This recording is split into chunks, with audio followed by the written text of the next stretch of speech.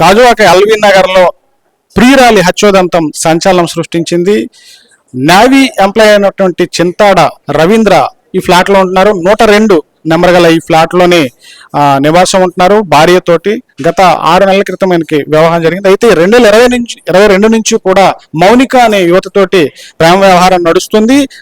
అంటే ఇటీవల కాలంలో భార్య పుట్టింటికి వెళ్ళడంతో, ప్రెగ్నెంట్ అవడంతో పుట్టింటికి వెళ్ళడంతో ప్రియురాల్ని ఇంటికి ఆహ్వానించడం జరిగింది. ఇంటికి వచ్చిన తరువాత తనను అత్యంత క్రూరంగా నరికి చంపి ఇదే ఫ్రిడ్జ్ లో కూరివేయడం జరిగింది. ఫ్రిడ్జ్ లో పెట్టిన తరువాత ఆయన తాళం వేసుకొని బయటకు వెళ్ళిపోవడం జరిగింది. పోలీసులకి స్థానికుల సమాచారం మేరకు ఇమీడియట్ గా పోలీసులు వచ్చి ఇక్కడికి సెర్చింగ్ చేయడం జరిగింది. లోపల ఉన్నటువంటి శరీర భాగాలను పరిశీలించడం జరిగింది. క్లూస్ టీం కూడా ఇక్కడికి రావడం అయితే జరిగింది. ప్రధానంగా ఇక్కడ చూసుకున్నట్లయితే ఈ నేర వ్యవహారం చూసుకున్నట్లయితే అత్యంత దారుణంగా పరిస్తున్నది. స్థానికంగా మనకి ఫ్లాట్ లో కొంతమంది నైబర్స్ అయితే ఉన్నారు. ఆ నైబర్స్ ప్రశ్నగా ఎటువంటి విషయాలు వాళ్ళకి తెలిసినది తెలుసుకుందాం. సార్ చెప్పండి, ఇప్పుడు జరిగినటువంటి క్రైమ్ సంచలనంగా ఉన్నది, ఏమనిపిస్తుంది? ఇది చాలా ఘోరం అండి. ఇది ఎందుకంటే ఇంటి పక్కనే మర్డర్ అనేది, మన మర్డర్ అనేది చాలా ఘోరం. అది పైగా న్యాచురల్ డెత్ కాదు కదా, మర్డర్ అది కూడా పీస్ చేసేయడం. పక్కనే ఉంటున్నాం కాబట్టి కొంచెం భయభ్రాంతులు గురయ్యాం. ఇటువంటి అత్యంత సుదూర ప్రాంతాల్లో పెక్యులర్ గా ఉన్నటువంటి పర్సన్స్, కొంచెం తేడా వ్యవహారంగా ఉన్న వ్యక్తులు మనం చూస్తుంటాం వార్తల్లో కూడా. కానీ ఇక్కడ మనకు గాజువాకలో ఇలాంటి వ్యవహారం జరగడం, వ్యక్తి ఎలా ఉండేవాడు అండి? వ్యక్తిత్వపరంగా వ్యక్తి మంచిగానే ఉండేవాడు అతను. ఎందుకంటే అతను ఎవరితోనూ సరిగ్గా మాట్లాడేవాడు కాదు. అతని పని అతను చూసుకునేవాడు. నేవల్ ఆఫీసర్ అతను. సో అతను రావడం, మార్నింగ్ రావడం, పొద్దున లేవడం, జిమ్కి వెళ్ళడం, మళ్ళీ రావడం, డ్యూటీకి వెళ్ళిపోవడం, నైట్ రావడం, పడుకోవడం, అంతే. యువతి మృతురాలు మౌనిక ఇక్కడికి ఎప్పుడైనా రావడం చూస్తున్నారా? మేమైతే ఆవిడ ఎప్పుడు చూడలేదు. ఎందుకంటే ఫస్ట్ ఫ్లోరే కాబట్టి లోపలికి వచ్చిన వెంటనే వచ్చేయచ్చారు. పైకి అనుకోండి, లిఫ్ట్ ఎక్కినప్పుడు కానీ, కారిడోర్ నడిచినప్పుడు కానీ చూస్తారు. ఫస్ట్ ఎక్కిన వెంటనే ఫస్ట్ డోరే కాబట్టి ఎవరు చూడలేదు. ఆమె 3 పిల్లలు. ఈ అమ్మాయి రెండో పాప పంజాబ్ నేషనల్ బ్యాంక్లో సబార్డినేట్గా చేస్తుంది. అయితే ఇక అమ్మాయి పార్ట్ టైము. అది మధ్యాహ్నం నుంచి ఖాళీ కాబట్టి ఖాళీ ఉన్నప్పుడు ఈవెంట్లు ఉంటే, మ్యారేజ్లు ఉంటే అయితే ఆ ఈవెంట్ వాళ్ళు పిలిస్తే వెళ్తుంది. అయితే అదేవిధంగా నిన్న ఆదివారం సెలవు కాబట్టి ఉదయం 10:30 టైంలో వెళ్ళింది. 10:30కి వెళ్ళింది. వెళ్తే ఇక ఫోన్ చేయలేదు. వాళ్ళ అక్క ఫోన్ చేసింది. గంటన్నర తర్వాత రింగ్ అవుతుంది, ఎత్తలేదు. అయితే బిజీలో ఉంటుంది, ఈవెంట్ కదా, వెల్కమ్ చెప్తుంది కదా అందరికీ అనుకున్నాం. అయితే ఇక తర్వాత 1 గంటపై మళ్ళీ గంట పోయి చేసింది, ఎత్తకపోతే. ఇప్పుడు స్విచ్ ఆగింది, మా పాప ఇక స్విచ్ ఆగింది అని చెప్పింది. అందరిలో మేము వెంటనే ఏడు స్విచ్ ఆగింది ఏంటంటే అది ఛార్జింగ్ అయిపోయి ఉంటుంది అని అనుకున్నాం. రాత్రి అయినా రావట్లేదు. రాత్రి అయినా రాకపోతే అన్ని చుట్టుపక్కల ఎదుగుతున్నాం, ఎక్కడైనా ఎదుగుతాము. ఇక అయితే ఈవెంట్లో ఇచ్చారేమో, రాత్రి అయిపోయిందని వెళ్ళకూడదని ఆడపిల్లని ఉంచి అనుకున్నాం. తెల్లవారేసరికి ఈ వార్త వచ్చింది. ఇలాగ సెల్లో మా పెద్ద బాబు చూసింది 7 తర్వాత. ఆ తర్వాత ఒక గంట పోయి ఎస్ఐ గారికి ఫోన్ చేశారు. రండి, మీ బాబు శవం ఇలాగ ఉంది అని చెప్పేసరికి నాకు ఏం చేయాలో అర్థం కాలేదు. ఆడు మాత్రం దయచేసి ఆడేనో మీడియాకు చెప్తున్నాడు అవన్నీ అబద్ధం. ఎందుకంటే అమ్మాయిని చంపించాడు. అమ్మాయి తిరిగి చెప్పడానికి లేదు కదా, అది కావాలని కథలు అల్లుతున్నాడు, అబద్ధం చెప్తున్నాడు. ఎలా న్యాయం అంటే మా పాప ఎంతో బాధపడింది. నా కూతురు నేను వదిలేస్తే నా కూతురి ముఖం చూడాలి. నేను ఆల్రెడీ కావాలి, నాకు పిల్లలు పుట్టాలి, వాళ్ళ భవిష్యత్తు ఉండాలి. పాప భవిష్యత్తు తీసాడు, జీవితం తీసాడు. ఇలాగే ఎంతమంది ఆడపిల్లల జీవితం తీసాడు. ఇదే వదిలేస్తారు, మళ్ళీ అదే చేస్తారు. ఆడ జీవితాంతో ఉరి శిక్ష టైప్లో శిక్ష పడాలి అంటే బయట రాకూడదు. జీవితాంతం ఉరి శిక్ష పడిపోవాలి, అలాంటి శిక్ష కావాలి.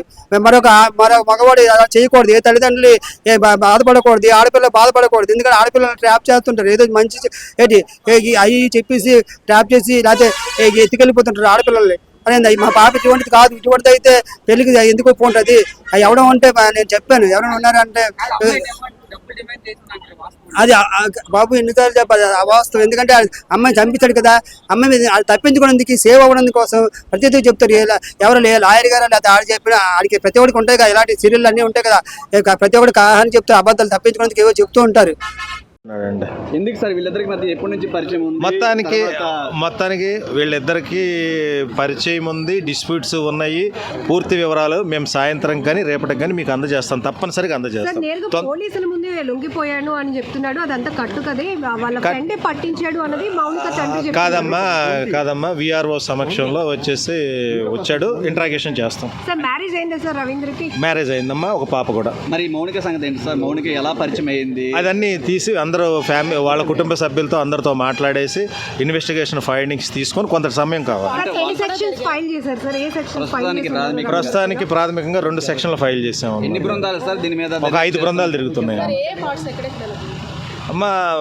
తలా కాళ్ళు అయితే లేవు, మొండెం నుంచి నడుము వరకు వచ్చేసి ఇంట్లో ఫ్రిడ్జ్లో ఉన్నాయి, నడుము నుంచి కింద వచ్చేసి గోని సంచిలో ఉన్నాయి. తల భాగాలు కూడా దొరకలేదు, ఇంకా వేరే అది ఒకసారి కన్ఫర్మ్ చేసి చెప్తామమ్మా. అంటే డబ్బుల కోసమే హత్య చేయాల్సి వచ్చిందా? అంటే వేధింపులు ఎక్కువ చేయడం వల్ల హత్య చేయాల్సి వచ్చిందా? చెప్పాను కదా, ఇన్వెస్టిగేషన్లో నాకు రేపటి వరకు టైం ఇవ్వండి. నేను శరీర భాగాలు ప్రస్తుతం ఈ 2 కలెక్ట్ చేసాము, తలా కాళ్ళు కోసం సెట్ చేస్తున్నాం.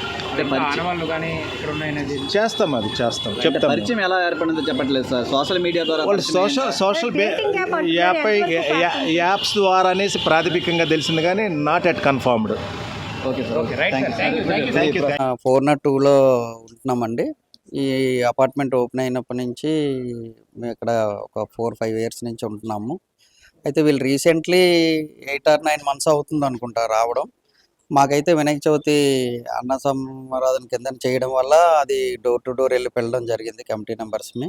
అప్పుడు వాళ్ళ బ్రదరు కనిపించారు, అడిగితే కొత్తగా వచ్చామన్నారు. సరే అవేళ వాళ్ళకి వెళ్ళడం. నెక్స్ట్ తర్వాత ఏమిటంటే నిన్న సడన్గా మేము ఫ్యామిలీతో మ్యారేజ్కి వెళ్ళి అచ్యుతాపురం నుంచి రిటర్న్ అయ్యి వస్తుండగా మా వాచ్మెన్ నుంచి కానీ పైన 405లో ఉన్న ప్రసాద్ గారు అని ఆయన ద్వారా మాకు ఫోన్లు వచ్చాయి.